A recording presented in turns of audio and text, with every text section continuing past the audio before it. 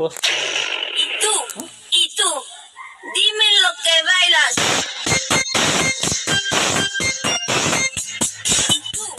ay, mga boss. Dime lo que bailas. Ito ang connection na mga boss. Oh. Ito. Yan ang connection. Tapos, ang ating type butos, driver niya is dalawang 550 watts na crown. Ayan, dalawang sub na 550 watts na instrumental, and then ating mid, isang concert, saka sa bupot. Ating mid, ating Twitter is pang pang ordinary lang, pang bahay lang. So, pang bahay lang ito mga boss. Share ko lang tayo ninyo. And then, bago lang tayo nakapatapos ng pag-sound check, ito, ano lang to, pang movie lang natin. At, ano lang ba, pang patulog.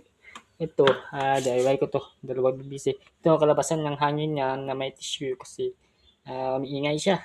Bakit naman ang kasi ng hangin. Mas maingay. Pero dalawang piraso ito mga boss. Ito, dalawang piraso. Ayan mga boss. Ayan. Share ko lang ninyo.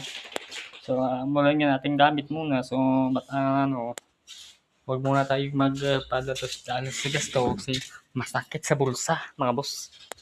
So mga boss, di ko na lang to pakita sa inyo ang laman. Pero ang alam nyo to, ground to na 550 watts na instrumental.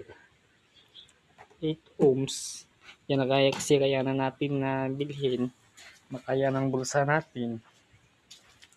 Kaya, yun na lang talaga. So, huwag tayo padalos-dalos sa gasto mga boss. Kasi masakit sa bulsa. Kasi di bihira umagasto nito kasi ang pili ng speaker or amplifier